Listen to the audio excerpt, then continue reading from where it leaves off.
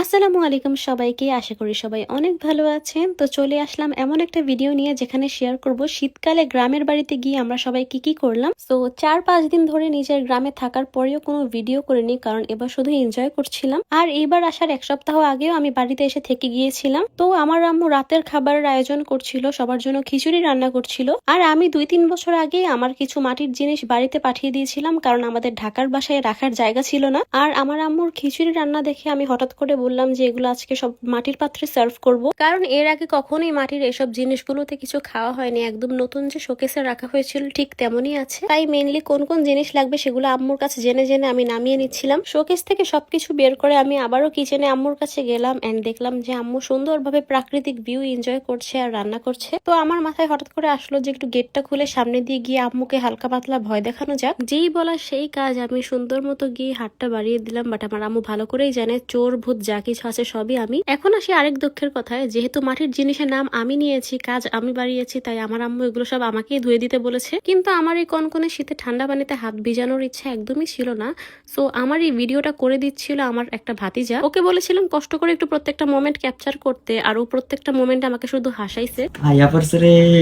মতো তো কাজ শেষ করে আমি মাহিরার কাছে একটু বসেছিলাম, ওর খেলা দেখছিলাম। ভাবলাম হঠাৎ করে কাউকে না বলে একটু দৌড় দিই যে সবাই কি করছে দেখি। আর এই ছিল সিন। ভাবি তো একদমই নিজেকে দেখাবে না, কারণ ওর স্কিনে একটু প্রবলেম হয়েছে। তো ভাবির পক্ষ থেকে ভাবির বাবুটাই সবাইকে হাই হ্যালো দিয়ে দিচ্ছিল একটু হাসি দিয়ে। সবাই মাহিরুকে দেখে অবশ্যই মাশাল্লাহ বলবেন। তারপরেই আমি বাবুটাকে তুলে নিয়ে বাহিরে উঠানে চলে আসি এন্ড ওকে নিয়ে একটা দৌড় দিই। মাহিরাকে নিয়ে দৌড় দিলে ও অনেক খুশি হয়। তাছাড়াও এটা ওর দাদা বাড়িতে প্রথম শীতকাল, সেও খুব এনজয় করছিল। তো যাই হোক, আমার আম্মু যখন খিচুড়ি রান্নার কথা বলেছিল তখন আমি আম্মুকে বলেছিলাম যে খিচুড়ি দিয়ে খাওয়ার জন্য আমি আচারি বেগুন রান্না করব। তো আমার আম্মুর রান্না যখন মাঝামাঝি পর্যায়ে ছিল তখন আমি গিয়েছি সেটা রান্না করতে। তো আদা বাটা, পেঁয়াজ বাটা, পাঁচফোড়ন, লবণ, মরিচ সবকিছু একসাথে মিক্স করে দেন হচ্ছে তেঁতুল মিক্স করে নিলাম। তেঁতুল বলতে তেঁতুলটা পানিতে ভিজিয়ে তারপর হচ্ছে সেটার রসটা নিয়েছিলাম। যদিও তেঁতুল কম নিয়েছিলাম, বাট যেহেতু তেঁতুলটা অনেক বেশি টক ছিল তাই ব্যালেন্স করার জন্য চিনিটা প্রয়োজনের থেকে একটু বেশি দিয়েছি। তো এখন মেইন জিনিস দিয়ে দিব, যেটা হচ্ছে বেগুন। আর বেগুনটা আগেই হলুদ আর লবণ দিয়ে ভাজা হয়েছিল। বেসিক্যালি আচারি বেগুন বানানোর জন্য আস্তা বেগুনটার অর্ধেক পর্যন্তই ফালি ফালি করে কেটে তারপর সেই আস্তা বেগুনটা কুক করা হয়। বাট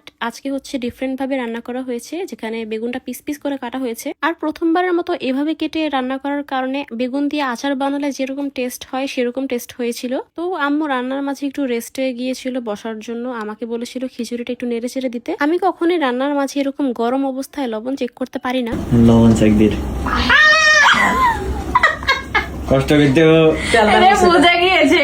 তো এর মাঝে আমার আম্মু বললো যে যেহেতু ভিডিও করছিস আমার রেসিপিটাও নে, কারণ আম্মু তখন চিকেন আর ভেজিটেবল অ্যাড করছিল খিচুড়ির মধ্যে। তো এর মধ্যে কিছুক্ষণ পরেই আমার রান্নাটাও শেষ হয়ে যায়। আর আমি বেগুনটা সার্ভ করার জন্য এই ডিফারেন্ট স্টাইলের একটা প্লেট সিলেক্ট করেছি। তার মধ্যে দেখলাম আমার বেআইনের মানে ফিমাপুর ক্ষুধা সহ্য হচ্ছিল না, তাই টেস্ট করার বাহানায় আম্মুর কাছে এসেছিল। আর আমি এসেছিলাম বাচ্চা পার্টিদেরকে নিয়ে ঘরের সামনের দিকে জায়গাটাতে, কারণ আমরা সেখানেই ডিনারের জন্য আয়োজন করব। তো এটার জন্য ফার্স্টে লাইট সেট করলাম এন্ড আমার ভাতিজা সবকিছুর জন্য অনেক হেল্প করেছে। আমার ছোট বোনও অনেক হেল্প করেছে। আমার ছোট বোন দিয়া এই ল্যাম্পটা এনেছে ক্যান্ডেল লাইট ভাইব নেওয়ার জন্য। প্রথমে বাহিরে আয়োজন করার জন্য কেউ রাজি হচ্ছিল না, বাট যখন দেখছিল যে আমরা সাজাচ্ছি তারপর সবাই আসা শুরু করছিল। আর আম্মু চাচিদের জন্য চেয়ারের ব্যবস্থা করেছিলাম, কারণ তারা নিচে বসতে পারবে না। আর এইদিকে রান্নার ক্রেডিট নেওয়ার জন্য সবাই একটু করে নাড়াচাড়া দিচ্ছিল। দেন ফাইনালি সবকিছু রান্না বান্না করা শেষ এন্ড আমরা প্রত্যেকটা খাবার বাহিরের দিকে নিয়ে আসছিলাম। আর বাহিরে আনার পর বুঝতে পেরেছি যে কেন আম্মুরা রাজি হচ্ছিল না বাহিরে ডিনার করার জন্য, কারণ অনেক বেশি শীত ছিল।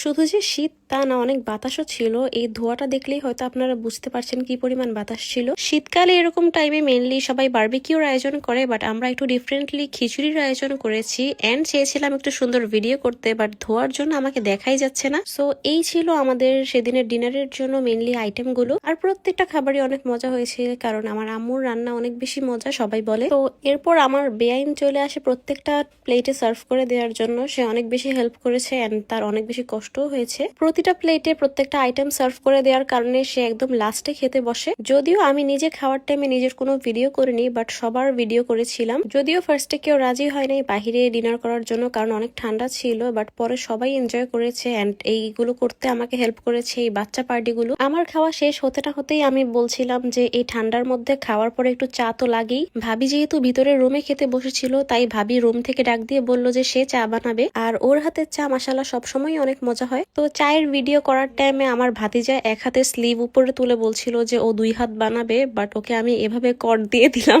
বেচারা চেয়েছিল 2 জন বুঝাতে। চা খেয়ে আমরা রাত 12:30টায় সবাই মিলে চলে যাই বাড়ির দিঘির পারে। দেন ওইখানে আমরা সবাই দৌড়াদৌড়ি করে খেলছিলাম, মানে সবাই সবাইকে ভূতের ভয় দেখাচ্ছিল। আর ভাবির ফেস আমি টোটালি নিচ্ছি না, কারণ ওর স্কিনে প্রবলেম হওয়ার কারণে অনেক খারাপ অবস্থা এন্ড সেটাতে অনেক ব্যথাও পায়। তো সবাই ওর জন্য দোয়া করবেন যেন ওর স্কিনটা তাড়াতাড়ি ঠিক হয়ে যায়। তো রাতের আধারে দিঘির পারে সবাই মিলে বসেছিলাম এন্ড ভূত ভূত খেলছিলাম, একজন আরেকজনকে ভয় দেখাচ্ছিলাম। তারপর খেলাধুলা করে সবাই মিলে বাড়ির দিকে ফিরে গেছি। তারপর ঘরে ঢুকে আমরা কেউই সারা রাত ঘুমাই নাই, রাত 4টা পর্যন্ত গানের কলি খেলছি। सैया